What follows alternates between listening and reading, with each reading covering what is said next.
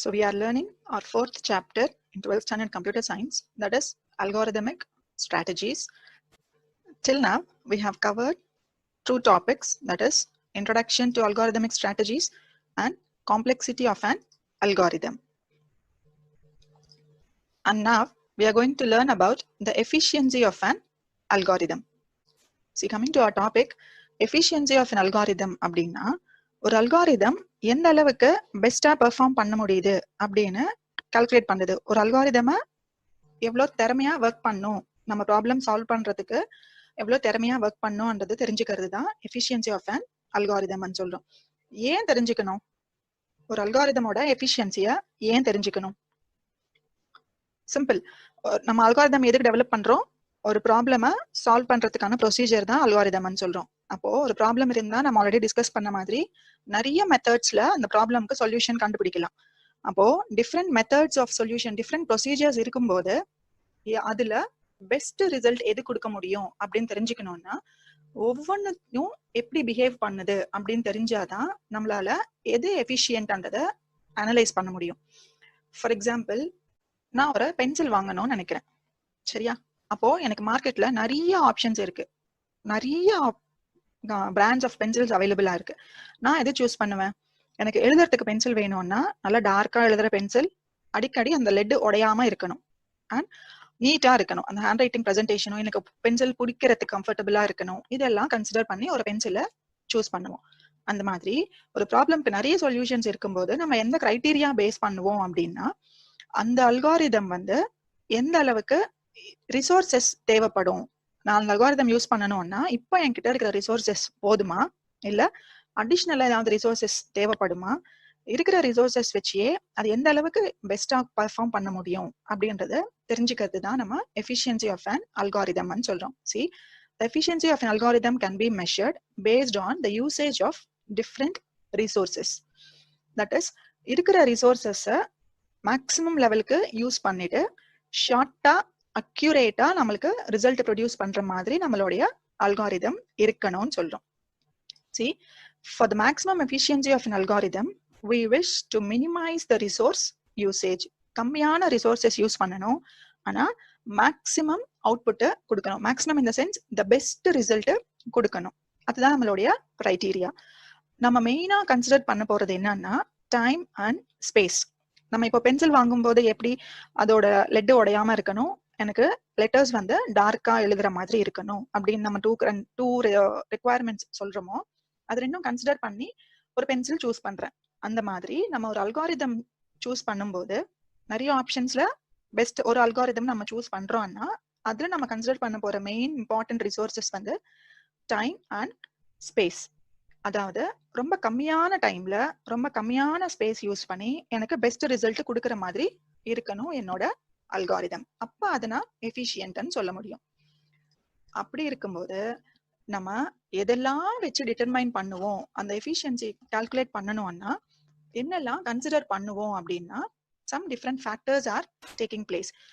They are, see, the time efficiency of an algorithm is measured by different factors ன்னு சொல்றோம். அது என்னெல்லாம் ஃபேக்டர்ஸ்னா, see, first one, speed of the machine.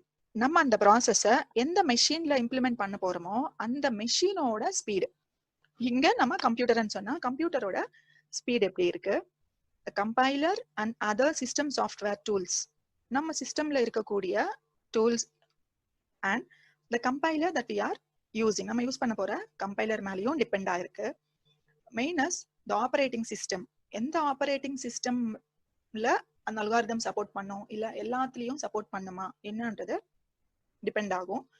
Programming language used, எந்த programming லாங்குவேஜ்ல implement பண்ணா பெட்டரா இருக்கும் இல்ல எந்த ப்ரோக்ராமிங் லாங்குவேஜ் யூஸ் பண்ணிருக்கலாம் அப்படின்றது டிபெண்ட் ஆகும். Volume of the data required, அந்த ப்ராசஸ் இம்ப்ளிமெண்ட் பண்ணும்போதோ ஹேண்டில் பண்ணும்போதோ எந்த அளவுக்கு டேட்டாவை நம்ம ஹேண்டில் பண்ண போறோம், இது எல்லாத்தையும் கன்சிடர் பண்ணி ஒரு அல்காரிதம் அதோட எஃபிஷியன்சியை எக்ஸிகியூஷன் டைம்னு சொல்றோம். எக்ஸிகியூஷன் டைம் டிபெண்ட் ஆகுது. இப்போ டைம் நம்ம செக் பண்ணணும்னா நம்ம ஒரு ப்ராசஸ் ஒரு மெஷினுக்கு கொடுத்தா எந்த டைமுக்குள்ள எவ்வளவு நேரத்துக்குள்ள அந்த ப்ராசஸை அந்த மெஷினால முடிக்க முடியும்ன்றது தான் நம்ம எக்ஸிகியூஷன் டைம்னு சொல்றோம். ஸ்டார்ட் பண்ணதுல இருந்து முடிக்கிற வரைக்கும் எவ்வளவு டைம் ஆகுதோ அது நம்ம எக்ஸிகியூஷன் டைம்னு சொல்றோம். அப்போ அந்த டைம் எது மேலெல்லாம் டிபெண்ட் ஆகும்னா these few factors, speed of the machine, compiler and system software tools மேலேயும், இந்த ஆப்ரேட்டிங் சிஸ்டம் மேல, நம்ம யூஸ் பண்ண போற ப்ரோக்ராமிங் லாங்குவேஜ் மேல, அண்ட் நம்ம ஹேண்டில் பண்ண போற அமௌண்ட் ஆஃப் டேட்டா மேலேயும் டிபெண்ட் ஆகும். அப்போ ஸ்பேஸ் டைம் ட்ரேட் ஆஃப் அப்படின்னு சொல்றோம். அதாவது ஸ்பேஸ்னா நம்மளுடைய மெமரின்னு சொல்றோம், டைம்னா எக்ஸிகியூஷன் டைம் தான் கன்சிடர் பண்ண போறோம். அந்த ட்ரேட் ஆஃப் அப்படின்னா see you have given mention பண்ணிருக்கோம் பாருங்க, less time by using more storage space. நிறைய ஸ்பேஸ் யூஸ் பண்ணிட்டு சீக்கிரமா ஒரு ஒர்க்கை முடிச்சிடலாம், இல்ல கம்மியான ஸ்பேஸ் யூஸ் பண்ணி ரொம்ப நேரம் ஆனாலும் பரவாயில்ல சால்வ் பண்ணிக்கலாம் என்ற மாதிரி சிச்சுவேஷன்ஸும் இருக்கும். ஸோ அது ரெண்டுத்துல எப்படி நம்மளுடைய கிரைட்டீரியான்றது சூஸ் பண்ணிக்கலாம். சில அல்காரிதம்ஸ் எப்படி இருக்கும்னா ரொம்ப ஷார்ட் டைம்ல முடிக்கிற மாதிரி இருக்கும், ஆனா அதிகமா ஸ்பேஸ் தேவைப்படுற மாதிரி இருக்கும். சிலது எப்படி இருக்கும்னா அதிகமா ஸ்பேஸ் தேவைப்படாம கொஞ்சம் ஸ்பேஸ்லயே யூஸ் பண்ணி முடிச்சிட முடியும், ஆனா ரொம்ப டைம் எடுத்துக்கும். So that is extremely time efficient, ரொம்ப ஷார்ட் டைம்ல முடிக்கிற மாதிரி இருக்கும். இன்னும் கொஞ்சம் சிலது வந்து ஸ்பேஸ் எஃபிஷியன்ட், ரொம்ப கம்மியான ஸ்பேஸ் யூஸ் பண்ணிட்டே ப்ராசஸ் பண்ற மாதிரியும் இருக்கும். That depends on the process. இதுக்கு ஒரு லைவ் எக்ஸாம்பிள் பார்த்தோம்னா, சே ஃபார் எக்ஸாம்பிள் நம்ம வீட்டுக்கு ஒரு கெஸ்ட் வராங்கன்னு வச்சுப்போம். அவங்க அன்எக்ஸ்பெக்டடா சொல்லிட்டு ஒரு 15 மினிட்ஸ்ல வந்துடுறாங்க அப்படின்னு சொன்னா என்ன பண்ணுவோம், இருக்கிற ஸ்டவ்ல 2 பர்னர்ஸோ 3 பர்னர்ஸோ எல்லாத்தையும் மேக்ஸிமம் யூஸ் பண்ணிட்டு ஒர்க்கை சீக்கிரமா முடிக்க ட்ரை பண்ணுவோம். தட் இஸ் டைம் கம்மியா இருக்கு, அங்க இருக்கிற ரிசோர்சஸை அந்த பர்னர்ஸை நம்ம மேக்ஸிமம் எல்லாத்தையும் யூஸ் பண்ணி ஒர்க் கம்ப்ளீட் பண்ண ட்ரை பண்றோம். இல்ல நாளைக்கு தான் வருவாங்க அப்படின்னு சொன்னா பொறுமையா ஒரு பர்னர்லயே என்ன பண்ணணுமோ மெதுவா பண்ணிக்கலாம். பிகாஸ் அங்க டைம் நிறைய இருக்கு, இங்க ஸ்டவ் யூசேஜ் வந்து கம்மியா இருக்கு. ஸோ அதை எப்படி நம்ம மேனேஜ் பண்றோமோ அந்த மாதிரி இங்க நம்ம மெமரி ஸ்பேஸையும் எக்ஸிகியூஷன் டைமையும் தான் கன்சிடர் பண்ண போறோம். டைம் அதிகமா எடுத்துக்குதுன்னா ஸ்பேஸ் வந்து ரொம்ப கம்மியா யூஸ் பண்ணிக்கலாம். இல்ல சீக்கிரமா முடிக்க போறோம் அப்படின்னா நம்ம அதிகமா ஸ்பேஸ் எடுத்துக்கலாம். நிறைய ஸ்பேஸ் யூஸ் பண்ணி சீக்கிரமா முடிச்சிடலாம், இல்ல ரொம்ப நேரம் எடுத்துக்கலாம், ஆனா கொஞ்சம் டைம்ல ஸ்பேஸ் வந்து கொஞ்சமா லிமிடெட் ஸ்பேஸ் மட்டும் யூஸ் பண்ணி முடிக்க முடியும். So don't get confused. Less time by using more storage space, நிறைய ஸ்பேஸ் யூஸ் பண்ணி சீக்கிரமா முடிச்சிடலாம், இல்ல கொஞ்சமா ஸ்பேஸ் யூஸ் பண்ணி நிறைய டைம் ஸ்பெண்ட் பண்ணி முடிக்கலாம். இதுக்கு நம்ம ப்ரோக்ராமிங்ல ஒரு எக்ஸாம்பிள் பார்க்கலாம்னா, ஜஸ்ட் கன்சிடர் திஸ் சின்ன எக்ஸாம்பிள், எல்லாருக்கும் தெரிஞ்ச எக்ஸாம்பிள் தான், ஸ்வாப்பிங் ஆஃப் 2 நம்பர்ஸ். இதுல 2 மெத்தட்ஸ் நம்ம ரெப்ரசென்ட் பண்றோம். பியாண்ட் தட் நம்ம எத்தனை மெத்தட்ஸ்ல வேணாலும் அது ஸ்வாப்பிங் பண்ணதுக்கு பாசிபிலிட்டிஸ் இருந்திருக்கலாம். But here we have considered 2 methods. One is using temporary variable, the other one is using without using a temporary variable. So இங்க temporary variable யூஸ் பண்ணும்போது என்ன பண்றோம்னா a என்ற வேல்யூ t குள்ள அசைன் பண்றோம். Say for example we are using 2 and 7 for this is for a and this is for b. இப்போ நான் first என்ன பண்றேன், a ல இருக்கிற வேல்யூவை t ல ஸ்டோர் பண்றேன். That is t becomes 2 and b ல இருக்கிற வேல்யூவை a ல ஸ்டோர் பண்றேன். இப்போ a ஓட வேல்யூ என்ன ஆகுதுன்னா 7. நெக்ஸ்ட் என்ன பண்றேன், t ல இருக்கிற வேல்யூ b க்கு அசைன் பண்றேன்னா இங்க t ல இருந்த வேல்யூ 2, that is அது b க்கு வந்துரும். So now the value of b is 2. Swap ஆயிடுச்சு. நம்ம கன்சிடர் பண்ண நம்பர்ஸ், ஃபர்ஸ்ட் நம்ம எடுத்த நம்பர்ஸ் வந்து 2 and 7, பட் now b ல இருக்கிற வேல்யூ 2, a ல இருக்கிற வேல்யூ 7. ஸ்வாப் ஆயிருக்கு. ஓகே, இப்போ without using a temporary variable பார்த்தோம்னா இங்கேயும் 2 and 7 கன்சிடர் பண்ணலாம். a plus b ன்னு சொல்லும்போது என்ன ஆகுதுன்னா this becomes 9. அந்த 9 தான் நான் a ல ஸ்டோர் பண்ண போறேன். நெக்ஸ்ட் இங்க என்ன பண்ணுவோம்னா a minus b. இப்போ a ஓட value that is 9 minus b ன்னு சொல்லும்போது b ஓட வேல்யூ நம்மளுக்கு 7. So 9 minus 7 அப்படின்னா I'm going to get 2. அந்த 2 எதுல ஸ்டோர் பண்றேன், b ல. Now the value of b becomes 2 and a ஓட வேல்யூ நம்மளுக்கு 9 அப்படியே தான் இருக்கு. So here again a minus b என்ன 9 minus b ஓட வேல்யூ என்ன 2. So 9 minus 2 I'm going to get 7. அது நான் a ல ஸ்டோர் பண்ண போறேன். So the values are interchanged, right? a ல 2 இருந்தது, இப்போ 7 இருக்கு. b ல 7 இருந்தது, இப்போ 2 இருக்கு. So swapping is clear. நம்ம என்ன கம்பேர் பண்ண போறோம்னா இங்க see temporary variable யூஸ் பண்ணும்போது எத்தனை வேரியபிள்ஸ் நம்ம யூஸ் பண்ணிருக்கோம்னா 3 வேரியபிள்ஸ் யூஸ் பண்ணிருக்கோம். But without using a temporary variable எத்தனை வேரியபிள்ஸ் நம்ம consider பண்ணிருக்கோம்னா only 2. So memory space கம்மியா இருக்கு. இங்க 2 வேரியபிள்ஸ்க்கு மெமரி ஸ்பேஸ் ஆக்குபை பண்ணா போதும், பட் ஹியர் 3 வேரியபிள்ஸ் தேவைப்பட்டிருக்கு. Beyond that the number of operations. Operations என்ன சொல்றோம்னா இந்த addition, subtraction, multiplication, division, modulus, assignment operator, equal to, relational operators, conditional operators, இது எல்லாமே ஆபரேஷன்ஸ் சொல்லுவோம். ஒவ்வொரு ஆபரேஷனுக்கும் ஒரு யூனிட் ஆஃப் டைம் அப்படின்னு கன்சிடர் பண்ணலாம். இங்க அசைன்மெண்ட்ன்றது ஒரு ஆபரேஷன். ஸோ இங்க மொத்தம் எத்தனை அசைன்மெண்ட்ஸ் பண்ணிருக்கோம்? 3 அசைன்மெண்ட்ஸ். ஸோ ஒவ்வொன்றும் ஒரு ஆபரேஷன் பார்க்கும்போது total number of operations is 3. And without using temporary variable பார்த்தோம்னா ஹியர் 3 அசைன்மெண்ட் ஆபரேஷன்ஸ் போக பிளஸ்ன்றது ஒரு ஆபரேஷன், மைனஸ் ஒரு ஆபரேஷன், இன்னொரு மைனஸ். ஸோ 3 அரித்மெட்டிக் ஆபரேஷன்ஸும் இருக்கு, பிளஸ் 3 அசைன்மெண்ட் ஆபரேஷன்ஸும் இருக்கு. So total number of operations நம்ம இங்க எத்தனை வருதுன்னா 3 + 3 that is 6. ஓகே, ஸோ நம்மளுக்கு மெமரி கம்மியா தான் யூஸ் பண்ணணும் அப்படின்னா I can go for without using a temporary variable. எனக்கு மெமரி ரொம்ப கம்மியா யூஸ் பண்ணணும்னா 2 வேரியபிள்ஸ் மட்டும் யூஸ் பண்ணிட்டு நான் இந்த மெத்தட் சூஸ் பண்ணிக்கலாம். இல்ல எனக்கு மெமரி ஸ்பேஸ் யூஸ் பண்ணாலும் பரவாயில்ல, எனக்கு ஆபரேஷன்ஸ் இப்போ நம்பர் ஆஃப் ஆபரேஷன்ஸ் இன்க்ரீஸ் ஆயிருக்கன்னா ஸ்பீடு குறைஞ்சிடும். ஸ்பீடு குறைஞ்சதுன்னா டைம் அதிகமா எடுத்துக்கும். எனக்கு நான் என்ன சொல்றேன், மெமரி வேணும்னாலும் யூஸ் பண்ணிக்கலாம், பட் ஸ்பீடு எனக்கு சீக்கிரமா ரிசல்ட் கிடைக்கணும் அப்படின்னா I can go for this method, that is by using a temporary variable. So டைமும் ஸ்பேஸும் ரெண்டும் கன்சிடர் பண்ணி எந்த மெத்தட் நம்ம சூஸ் பண்ணிக்கலாம்ன்றது that depends on the user and depends on the problem that we are going to solve. சி அதே தான் இங்க மென்ஷன் பண்ணிருக்கோம் பாருங்க. யூசிங் a டெம்பரரி வேரியபிள்னு சொல்லும்போது the number of assignments number of assignments எத்தனை இருக்கு இதுல 3. so 3 assignments இருக்கு. and number of arithmetic operators இதுல எதுவுமே இல்ல. total number of variables is 3.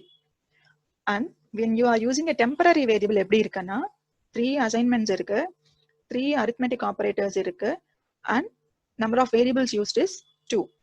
so இதுல எது பெட்டர்ன்றது that we can decide based on the requirement of the users. See one more example பார்க்கலாம்.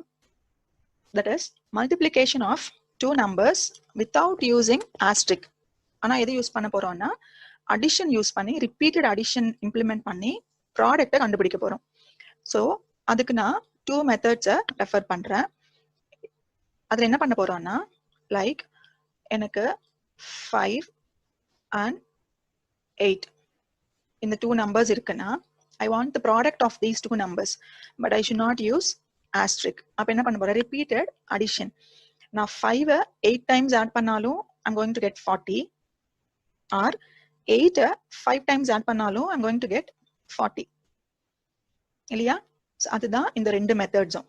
ஒன்னு 5 8 times add பண்றதுக்காக கொடுத்துருக்கோம், இன்னொன்னு 8 5 times add பண்றதுக்காக கொடுத்துருக்கோம். ஒன் இஸ் 5 8 times add பண்றதுக்கும், இன்னொன்னு 8 5 times add பண்றதுக்கும். எனக்கு ரிசல்ட் ஒண்ணுதான், பட் ப்ராசஸ்ல டிஃபரன்ஸ் வரும். நம்மளுக்கு இது ரெண்டும் சின்ன நம்பர்ஸ் இருக்கிறதுனால அந்த அளவுக்கு டிஃபரன்ஸ் தெரியாது. ஸோ இந்த 2 மெத்தட்ஸ் இருக்கும்போது இதுல எது நான் பெட்டர்ன்னு சொல்ல முடியும்னா, நான் இப்ப பார்க்கும்போது இதை வச்சு எதுவுமே சொல்ல முடியாது.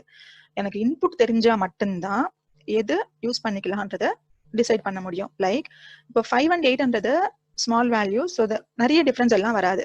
சப்போஸ் என்னோட இன்புட் 5 and 10,000 இருக்குன்னு வச்சுக்கோங்க. இது ஆட் பண்ணும்போது எப்படி வரும்னா 5 10,000 டைம்ஸ் ஆட் பண்றது அது ஒரு ப்ராசஸ், இன்னொன்னு 10,000 5 டைம்ஸ் ஆட் பண்றது ஒரு ப்ராசஸ். எது பெட்டர்? 10,000 5 டைம்ஸ் ஆட் பண்ணா எனக்கு ஃபாஸ்டா ரிசல்ட் கிடைச்சிடும். அதுக்கு 5 10,000 டைம்ஸ் ஆட் பண்ணணும்னா எனக்கு நிறைய மெமரியும் தேவைப்படும் இல்லையா? சோ இந்த மாதிரி கண்டிஷன் இருக்கும்போது நம்ம என்ன சொல்லுவோம்னா if m is less than n, m n விட சின்னதா இருந்துச்சுன்னா n m டைம்ஸ் ஆட் பண்ண போறோம். இப்போ m5 10 n விட சின்னதா இருக்கு, அப்ப என்ன சொல்றோம், n m டைம்ஸ் ஆட் பண்ண, தட் இஸ் 10,000 5 டைம்ஸ் ஆட் பண்ணா நமக்கு பெஸ்ட் ரிசல்ட் கிடைச்சிடும், சீக்கிரமா கிடைச்சிடும். அதுவே n m விட சின்னதா இருந்துச்சுன்னா m n டைம்ஸ் ஆட் பண்ணுங்கன்னு சொல்றோம். சரியா? புரியுதா? சோ இந்த கண்டிஷனை நம்ம ஃபர்ஸ்ட் இது ஸ்பெசிஃபை பண்ணிட்டு இந்த ப்ராசஸை இம்ப்ளிமெண்ட் பண்ணிக்கலாம்.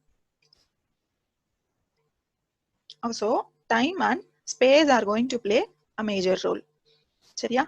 இப்போ அது எஃபிஷியன்சி கால்குலேட் பண்ணும்போது நம்ம என்ன மெயினா கன்சிடர் பண்ண போறோம்னா டைம் அண்ட் ஸ்பேஸ் தான். ஸோ அதை ரெப்ரசென்ட் பண்றதுக்காக யூஸ் பண்ற நோட்டேஷன்ஸை அசிம்ப்டாட்டிக் நோட்டேஷன்ஸ் அப்படின்னு சொல்றோம்.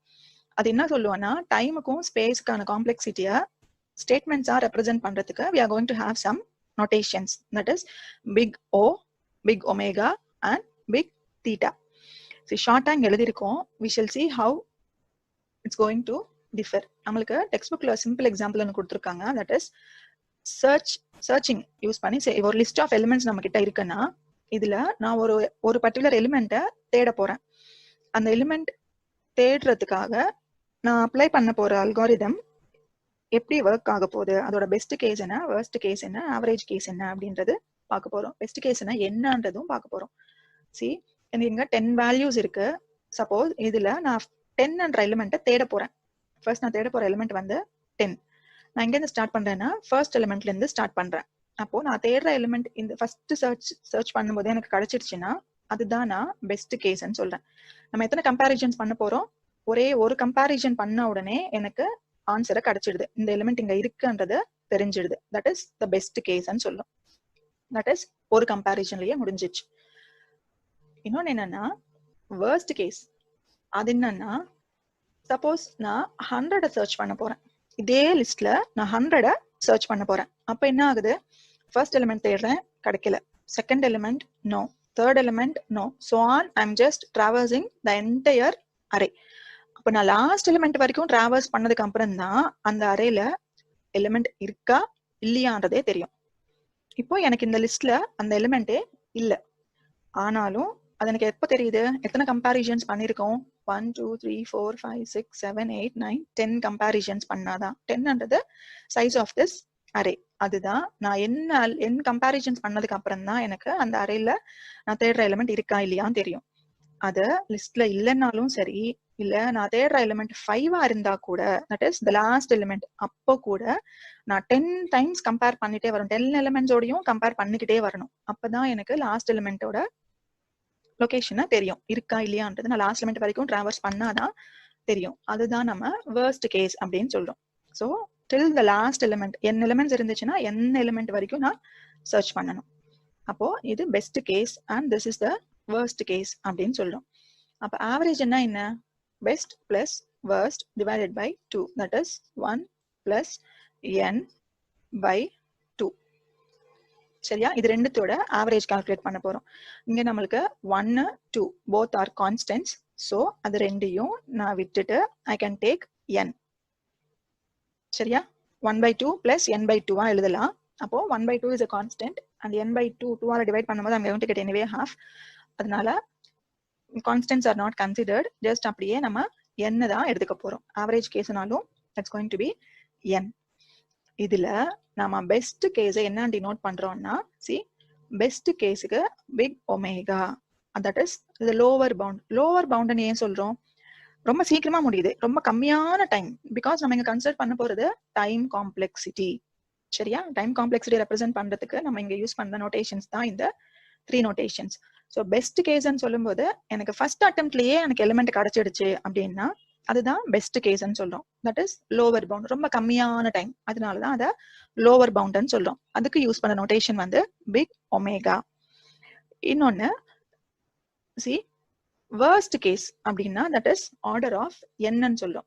அதுக்காக யூஸ் பண்றது வேர்ஸ்ட் கேஸ்னா தட் இஸ் தான் நம்ம அப்பர் பவுண்ட்னு சொல்றோம். வேர்ஸ்ட் கேஸ்னா என்ன, ஒண்ணு லாஸ்ட் எலிமெண்டா இருக்கலாம், நம்ம தேடுற எலிமெண்ட் லாஸ்ட் எலிமெண்டா இருக்கலாம், இல்லைன்னா சுத்தமா அந்த அரேல இல்லாம கூட இருக்கலாம். அதுதான் worst case. That is the maximum amount of time spend by that algorithm. அந்த டைம் ரெப்ரசென்ட் பண்றதுக்கு we are going to use big O notation. and average and count பண்ணோம் இல்லையா, அது ரெப்ரசென்ட் பண்றதுக்காக we are using this big theta notation. so best case என்ன, the shortest timeல முடிக்கிறது, அதான் நம்ம lower bound ன்னு சொல்றோம். அதுக்கு யூஸ் பண்ண நோட்டேஷன் வந்து big omega. and worst case represent பண்றது என்னன்னா upper bound, அதுக்கு யூஸ் பண்ண நோட்டேஷன் வந்து big O. and average case notation பண்றது that is lower bound upper bound equal ஆயிருக்குன்னா we are going to use big theta notation. Let's have one more example for clear understanding. See, இது ஒரு சின்ன coding, இதுல logic எல்லாம் consider பண்ணாதீங்க, just எப்படி அதை நம்ம கால்குலேட் பண்ண போறோம் அப்படின்றத மட்டும் புரிஞ்சுக்கிறதுக்காக இந்த example. C if a is greater than b, இந்த ரெண்டு ஸ்டேட்மெண்ட்ஸும் ஒர்க் பண்ண சொல்றோம், எல்ஸ் இந்த ஸ்டேட்மெண்ட்ஸை எக்ஸிக்யூட் பண்ண சொல்றோம். ஸோ நம்ம இதுல கன்சிடர் பண்ண போற காம்பனன்ட்ஸ் வந்து இஃப் தென் எல்ஸ் இது 3 தான் இருக்கு. If this condition is true அப்ப என்ன பண்ணணும்னா இந்த 2 ஸ்டேட்மெண்ட்ஸ், இல்லைன்னா இந்த 2 ஸ்டேட்மெண்ட்ஸ் சொல்றோம். ஸோ என்னெல்லாம் பாசிபிலிட்டிஸ் இருக்குன்னா, ஃபர்ஸ்ட் இஃப் கண்டிஷன் ட்ரூவா இருக்கலாம் இல்ல ஃபால்ஸா இருக்கலாம் இல்லையா. இப்போ இஃப் கண்டிஷன் நம்ம அல்காரிதமிக் காம்பனன்ட் இஃப்பா பார்க்கறோம்னா இதுல ஃபர்ஸ்ட் நம்ம கண்டிஷனை செக் பண்ண போறோம். That is a greater than b. எத்தனை ஆபரேஷன்ஸ் இருக்கு இதுல? ஒரே ஒரு ரிலேஷனல் ஆபரேட்டர் இருக்கு. That is one operation. And இந்த கண்டிஷன் ட்ரூ ஆயிடுச்சுன்னா, இந்த கண்டிஷன் ட்ரூ ஆகுதுன்னா என்னெல்லாம் ஸ்டேட்மெண்ட்ஸ் எக்ஸிக்யூட் பண்ண போறோம்? தட் இஸ் இந்த 2 ஸ்டேட்மெண்ட்ஸும் எக்ஸிக்யூட் பண்ண போறோம். அப்போ எல்ஸ் தென் பிளாக்குக்கு வரும். இந்த கண்டிஷன் ட்ரூ ஆகும்போது தென் பிளாக்குக்கு வரும். அண்ட் அதுல எத்தனை ஆபரேஷன்ஸ் இருக்கு பாருங்க. பிளஸ்ன்றது ஒரு ஆபரேஷன், டிவைட் பண்றது ஒரு ஆபரேஷன், அண்ட் 2 அசைன்மெண்ட் ஆபரேட்டர்ஸ் இருக்கு. So totally 1 2 3 4. ஸோ 4 ஆபரேஷன்ஸை பெர்ஃபார்ம் பண்ண போறோம். இதெல்லாம் எத்தனை வாட்டி ஒர்க் ஆகுறதுக்கு சான்ஸ் இருக்கு? ஒரே ஒரு வாட்டி தான். இந்த இஃப் கண்டிஷன் ஒரு வாட்டி தான் எக்ஸிக்யூட் ஆக போகுது. ஸோ ஃப்ரீக்வன்சின்னு சொல்றோம். எத்தனை வாட்டி அது எக்ஸிக்யூட் ஆகிறதுக்கு சான்ஸ் இருக்குன்றது தான் ஃப்ரீக்வன்சி. ஸோ இந்த கண்டிஷன் நம்ம எத்தனை வாட்டி செக் பண்ணுவோம்? Only once. அதனால இங்க 1. அண்ட் தென்ல இருக்கிறதும் எப்போ எத்தனை வாட்டி எக்ஸிக்யூட் ஆகும்? ஒன்லி 1 டைம் இல்லையா. ஸோ இந்த ஃப்ரீக்வன்சியும் ஒண்ணுதான். சப்போஸ் இந்த இஃப் கண்டிஷன் ஃபால்ஸ் ஆயிடுச்சு அப்படின்னா என்ன ஆகும்? தென் பிளாக்குக்கு போகாம கண்ட்ரோல் டைரக்டா எல்ஸ் பார்ட்டுக்கு வந்துடும் இல்லையா. ஸோ எல்ஸ்ல என்ன பண்ண போறோம்னா எத்தனை ஆபரேஷன்ஸ் இருக்குன்னு செக் பண்ணலாம். இது ஃபர்ஸ்ட் அசைன்மெண்ட் ஆபரேட்டர், இது கம்பேரிட்டிவ் ஆபரேட்டர், இது இன்க்ரிமெண்ட் ஆபரேட்டர், இங்க அசைன்மெண்ட் ஆபரேட்டர், இங்க அரித்மெட்டிக் ஆபரேட்டர். ஸோ டோட்டலி எத்தனை ஆபரேஷன்ஸ் பெர்ஃபார்ம் பண்ண போறோம்?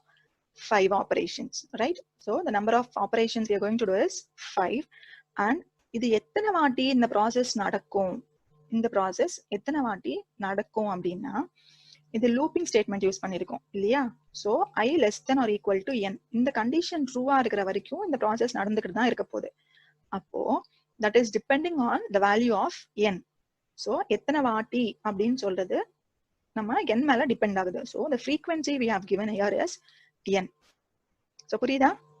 அப்போ எத்தனை ஆபரேஷன்ஸ் இருக்கு, ஒவ்வொரு ஆபரேஷனும் எத்தனை வாட்டி பெர்ஃபார்ம் பண்ண போறோம்ன்றது தான் நம்ம இங்க ரெப்ரசென்ட் பண்ணியிருக்கோம். So just see here t best. பெஸ்ட்னா என்ன? நம்மளுக்கு டக்குன்னு எடுத்த உடனே அந்த ப்ராசஸ் முடிக்கிற மாதிரி இருந்துச்சுன்னா எப்போ முடியும்?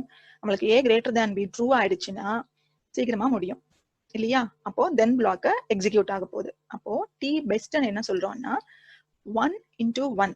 தட் இஸ் இந்த 1 into 1ன்றது என்னன்னா எத்தனை ஆபரேஷன்ஸ் இருக்கு, அது எத்தனை வாட்டி எக்ஸிக்யூட் ஆக போகுது? 1 into 1. ஸோ ஒரு ஆபரேஷன் இருக்கு, ஒரு வாட்டி எக்ஸிக்யூட் ஆக போகுது. அப்படி இருக்கும்போது 4 ஆபரேஷன்ஸ் ஒவ்வொரு வாட்டி ஒர்க் ஆக போகுது இல்லையா. ஸோ see here இஃப்ல ஒரு ஆபரேஷன் ஒரு வாட்டி ஒர்க் ஆகுது, தென்ல இருக்கிற 4 ஆபரேஷன்ஸ் ஒரு வாட்டி ஒர்க் ஆகும் இல்லையா. ஸோ அது மல்டிப்ளை பண்ண போறோம். ஒரு ஆபரேஷன் ஒரு வாட்டி ஒர்க் ஆகுதுன்னா 1 யூனிட் ஆஃப் டைம் எடுத்துக்க போகுது. இங்க 4 ஆபரேஷன்ஸ் ஒன் டைம் எக்ஸிக்யூட் ஆக போகுதுன்னா அதுவும் மல்டிப்ளை பண்ண போறோம். So 1 + 4. So totally we are getting 5. Best case வந்து 5 யூனிட்ஸ் ஆஃப் டைம் எடுத்துக்குதுன்னு சொல்றோம் சரியா. அதுவே வேர்ஸ்ட் கேஸ் அப்படின்னா என்ன சொல்றோம்னா இஃப் கண்டிஷன் சாட்டிஸ்ஃபை ஆகலைன்னா இந்த லூப்பிங் குள்ள போயிடுச்சுன்னா அப்பதான் நமக்கு மேக்ஸிமம் டைம் எடுத்துக்க போகுது. ஸோ நிறைய டைம் எப்போ எடுத்துக்க போகுது அதுதான் நம்ம அப்பர் பவுண்ட் ஆர் வேர்ஸ்ட் கேஸ்ன்னு சொல்லுவோம். ஸோ எல்ஸுக்கு வரும்போது தான் நம்மளுக்கு இந்த வேர்ஸ்ட் கேஸ் அக்கர் ஆக போகுது. ஸோ இங்க பாத்தீங்கன்னா வேர்ஸ்ட் கேஸ்க்கும் அதே கண்டிஷன் தான் அப்ளை பண்ண போறோம். லைக் எல்ஸ்ல தான் நம்மளுக்கு எத்தனை ஆபரேஷன்ஸ் இருக்கு? 5 ஆபரேஷன்ஸ். அண்ட் என்ன ஃப்ரீக்வன்சி என்ன? n டைம்ஸ் அது எக்ஸிக்யூட் ஆக போகுது since they are it's a loop. So 1 into 1. இந்த 1 into 1 என்னது? நம்ம இஃப்ல கண்டிஷன் செக் பண்ணிட்டு தானே எல்ஸுக்கு வரும். ஸோ அப்ப அந்த கண்டிஷனும் நம்ம கன்சிடர் பண்ணணும். ஒரு ஆபரேஷன் ஒரு வாட்டி அங்க செக் பண்ணிட்டு தான் நம்ம எல்ஸுக்கு வர போறோம். ஸோ தட் 1 into 1 இது பிளஸ் எல்ஸ்ல நம்மளுக்கு எத்தனை ஆபரேஷன்ஸ் இருக்கு? 5 ஆபரேஷன்ஸ் இருக்கு. எத்தனை வாட்டி எக்ஸிக்யூட் ஆகும்? That depends on n. So 5 into n. அப்போ இங்க பார்க்கும்போது பாருங்க திஸ் இஸ் இஃப்ல இருக்கிற பிளாக். ஒரு ஆபரேஷன் ஒரு வாட்டி எக்ஸிக்யூட் ஆகுது.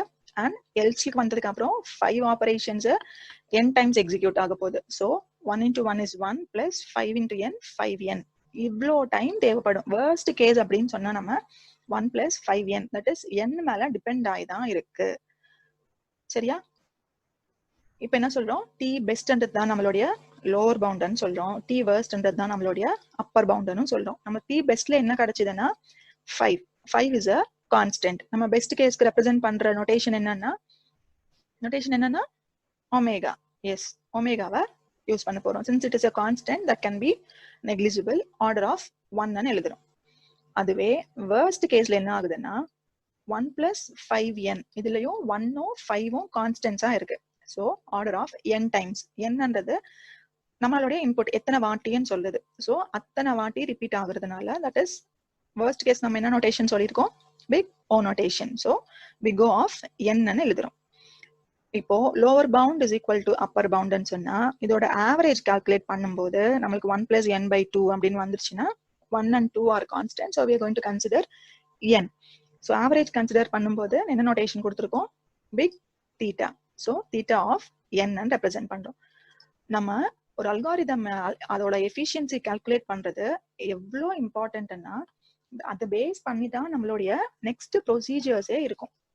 So analyzing an algorithm, writing an algorithm, calculating the efficiency of an algorithm, they are the most important. சரியா? ஒரு லைவ் எக்ஸாம்பிள் பார்க்கணும்னா see, ஒரு கார் கம்பெனியே எடுத்துக்கலாம். அதுல டோர் லாக் பண்ற சிஸ்டம் ஒன்னு ரெடி பண்ண சொல்றாங்க. தட் இஸ் சென்ட்ரலைஸ்டு லாக் பண்ற மாதிரி. இப்போ டிரைவரையே எல்லா விண்டோஸையும் எல்லா டோர்ஸையும் கண்ட்ரோல் பண்ற மாதிரி சென்ட்ரலைஸ்டு லாக் சிஸ்டம் டெவலப் பண்றதுக்கு முன்னாடி சிச்சுவேஷன் சொல்றேன். அதை எடுத்துக்கிட்டோம்னா ஏன் அது பண்ணணும்னு ஸ்டார்ட் பண்ணாங்கன்னா லைக் அவங்க மேபி கிட்ஸ் இருந்தாங்கன்னா அவங்க தெரியாம டோர் ஓபன் பண்றதுக்கோ இல்ல தூங்கும் போது கைப்பட்டு டோர் ஓபன் ஆகுறதுக்கோ சான்ஸ் இருக்கு. அதனால சென்ட்ரல் லாக் வந்து அதோட லாக் வந்து டிரைவர் சீட்டுக்கு கண்ட்ரோல்ல இருந்துச்சுன்னா பெட்டரா இருக்கும்னு தோணி இருக்கு. சரியா? அதுக்கு ஒரு சிப் ரெடி பண்ணுவாங்க இல்லையா? அந்த சிப்ல என்ன ப்ரோக்ராமிங் பண்ணணும் அதுக்காக ஒரு அனாலிசிஸ் பண்றாங்க.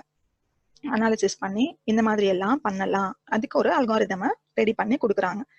அத ஒரு level of work. Next level என்ன பண்ணுவாங்கன்னா அந்த அல்காரிதம் சரியா ஒர்க் ஆகுதா இல்லையான்னு செக் பண்ணுவாங்க. ஓகே, அது முடிஞ்சிடுச்சு. நெக்ஸ்ட் லெவல்ல அந்த அது இம்ப்ளிமெண்ட் பண்ணணும்னா புதுசா நம்ம கம்பெனில ஏதாவது மெஷினரி தேவைப்படுமா, இல்ல அந்த ப்ரோக்ராமிங் எந்த லாங்குவேஜ்ல எழுத போறாங்க, அதுக்கு என்னெல்லாம் சாஃப்ட்வேர்ஸ் தேவைப்படும், அதுக்கு எவ்வளவு இன்வெஸ்ட்மெண்ட் தேவைப்படும், அது நம்ம கார்ல இம்ப்ளிமெண்ட் பண்ணும்போது எந்த மாதிரி எல்லாம் டிராபேக்ஸ் வரதுக்கு சான்ஸ் இருக்கு, அதெல்லாம் ஹேண்டில் பண்ணணும்னா நம்மளுக்கு ஒரு டீம் தனியா தேவைப்படுமா, இது எல்லாமே அனலைஸ் பண்ணுவாங்க. ஓகே, அதுவும் தாண்டிட்டு டெவலப் பண்றாங்கன்னு வச்சுக்கோ. ப்ரோக்ராம் டெவலப் பண்றாங்க, அதை டெஸ்டிங்கும் பண்றாங்க. டெஸ்ட் பண்ணிட்டு தான் எப்பவுமே மார்க்கெட்டுக்கு ரிலீஸ் பண்ணுவாங்க. ஓகே, டெஸ்ட் பண்ணவங்க வந்து இது பெர்ஃபெக்டா இருக்கு, எல்லாமே எக்ஸாக்டா ஒர்க் ஆகுது, எக்ஸ்பெக்ட் பண்ண மாதிரி ஒர்க் ஆகுது, ஓகே இது இம்ப்ளிமெண்ட் பண்ணலாம் அப்படின்னு சொல்றாங்க. ஓகே ஃபைன், இம்ப்ளிமெண்ட்டும் பண்ணியாச்சு, கார்ல லோட் பண்ணியாச்சு, அந்த கார் சேல்ஸ்க்கும் போயாச்சு. ஒரு 1 lakh பீசஸ் கிட்ட நம்ம புது கார் எல்லாம் சேல் பண்ணிட்டோம்னு வச்சுக்கோங்க. அப்புறமா ஏதோ ஒரு இடத்துல அது நிறைய வாட்டி அந்த சிஸ்டம் யூஸ் பண்ணும்போது, அந்த லாக் பண்ற சிஸ்டம் நிறைய வாட்டி யூஸ் பண்ண ஒரு 10,000 டைம்ஸ்க்கு மேல போனா ஸ்ட்ரக் ஆகுது, அந்த சிஸ்டம் சரியா ஒர்க் ஆக மாட்டேங்குது. பிகாஸ் நம்ம டெஸ்ட் பண்ணும்போது ஒரு 100 டைம்ஸோ 1000 டைம்ஸோ டெஸ்ட் பண்ணிருப்பாங்க. ஆனா அது யூஸ் பண்ண போகும்போது எத்தனை வாட்டி வேணாலும் நம்மளுடைய யூசர்ஸ் அதை யூஸ் பண்ணிருக்கலாம். அப்போ ஒரு 10,000 டைம்ஸ் போனதுக்கு அப்புறம் ஸ்ட்ரக் ஆகுது, அந்த மாதிரி கம்ப்ளைண்ட்ஸ் வர ஆரம்பிச்சுதுன்னா, கார் சேல் ஆக ஆக அவங்க யூஸ் பண்றதோட ஃப்ரீக்வன்சியை பொறுத்து அந்த கம்ப்ளைண்ட்டை ரைஸ் ஆகும். ஸோ அப்போ கம்பெனி கிட்ட கஸ்டமர்ஸ் வந்து கம்ப்ளைண்ட் ரைஸ் பண்ணும்போது அவங்க அனலைஸ் பண்ணணும் எந்த இடத்துல தப்பு நடந்துருச்சு. நம்ம இந்த மாதிரி டெவலப் பண்ணும்போது ஒவ்வொரு லெவல்லையும் செக் பண்ணிக்கிட்டே வந்தோம், எந்த இடத்துல தப்பு நடந்துருச்சுன்னு பார்க்கும்போது நம்ம அது செக் பண்ணும்போது தான் இத்தனை வாட்டிக்கு சரியா ஒர்க் ஆகுதான்னு தான் பார்த்தோம். அது ஒரு 10,000 டைம்ஸ் ஒரு லாங் ரன்ல ஒரு 3 years 5 years வரைக்கும் அதை ஸ்டாண்ட் பண்ணணும்னா நம்ம அதை டெஸ்ட் பண்ணல, இல்ல நம்மளுடைய சிப் அந்த மாதிரி டெவலப் பண்ணப்படல, இல்ல அல்காரிதம் டிசைன் பண்ணும் போதே நம்ம 10,000 டைம்ஸ்க்கு மட்டும்தான் அது ஒர்க் ஆகுற மாதிரி டெவலப் பண்ணிருந்தோமா என்னன்றது ஒவ்வொரு ஸ்டெப்பா பின்னாடி வந்து தேடிதான் அவங்க கஸ்டமருக்கு ஒரு சொல்யூஷனை கொடுக்கணும். பிகாஸ் கார் வாங்கும் போதே நீங்க ஒரு 10,000 வாட்டி தான் இந்த சிஸ்டம் யூஸ் பண்ண முடியும், அதுக்கு மேல போச்சுன்னா இது ஒர்க் ஆகாதுன்னு சொன்னா யாரும் வாங்க மாட்டாங்க. அண்ட் சேம் டைம் கஸ்டமர் ஒரு கம்ப்ளைண்ட் ரைஸ் பண்ணும் போதும் அது சால்வ் பண்ணி கொடுக்க வேண்டியது கம்பெனியோட பொறுப்பு. அப்போ திருப்பி அந்த ப்ராசஸ் எல்லாம் ரிவர்ஸ்ல செக் பண்ணிக்கிட்டே வந்து எந்த இடத்துல தப்பு நடந்துச்சுன்னு அனலைஸ் பண்ணி அதுக்கு சொல்யூஷன் கண்டுபிடிச்சி கஸ்டமருக்கு திருப்பி சொல்யூஷனை கொடுக்கணும். ஸோ ஃபர்ஸ்ட் ஸ்டெப் அதை டெவலப் பண்றதுக்கு மிஷினரிக்கும் அது இம்ப்ளிமெண்ட் பண்றதுக்கும் நிறைய செலவு பண்ணியிருப்பாங்க. அதெல்லாம் தாண்டி எங்க செக் பண்ண போறோம்னா நம்ம first stage of designing the algorithm. ஒரு அல்காரிதம் டிசைன் பண்ணும்போது நம்ம என்னெல்லாம் கன்சிடர் பண்ணோம், ஸோ அந்த இடத்துல ஏதாவது மிஸ்டேக் நடந்துருச்சா, தட் இஸ் இந்த அல்காரிதம் டிசைன் பண்றது தான், அல்காரிதம் தான் ஒரு மெயின் கான்செப்ட். சரியா? எந்த ஒரு ப்ராப்ளம் சால்வ் பண்ணணும்னாலும் எந்த ஒரு ப்ரோக்ராம் டெவலப் பண்ணி இம்ப்ளிமெண்ட் பண்றதா இருந்தாலும் the main step and the most important step is நம்மளுடைய algorithms தான். And they should be designed in such a way that they should give the best always. எப்பவுமே அது அவங்களோட பெஸ்ட் கொடுக்குற மாதிரி தான் இருக்கணும். ஸோ நம்ம டிசைன் பண்ணும்போது இதெல்லாம் கன்சிடர் பண்ணி தான் நம்ம டிசைன் பண்ணணுமே. Hope you have understood up to this. That is till now we have seen the introduction of algorithmic strategies. என்ன பார்த்திருக்கோம்னா characteristics of an algorithm, ஒரு அல்காரிதம் எப்படி எழுதலாம், சிம்பிளா எழுதணும், அனாலிசிஸ் ஆஃப் an algorithm, ஒரு அல்காரிதம்க்கும் ப்ரோக்ராம்க்கும் என்னெல்லாம் டிஃபரன்ஸ், ஒரு அல்காரிதம் அனலைஸ் பண்ணும்போது அது ப்ராக்டிக்கலா எப்படி பண்ணுவோம், தியரிட்டிக்கலா பண்றது, that is priori estimate and posteriori testing பார்த்திருந்தோம். காம்ப்ளெக்சிட்டி ஆஃப் அல்காரிதம் பார்க்கும்போது டைம் காம்ப்ளெக்சிட்டி, ஸ்பேஸ் காம்ப்ளெக்சிட்டி பத்தி டிஸ்கஸ் பண்ணியிருந்தோம். And now we have completed the efficiency of an algorithm. அதுல ஸ்பேஸ் டைம் ட்ரேட் ஆஃப் பத்தி டிஸ்கஸ் பண்ணோம், அசிம்ப்டாட்டிக் நோட்டேஷன்ஸ் பத்தி discuss பண்ணியிருக்கோம். So with this அந்த அல்காரிதம் டெவலப் பண்றதுக்கான procedures almost completed. Next we are going to see some searching techniques and sorting techniques. Thank you.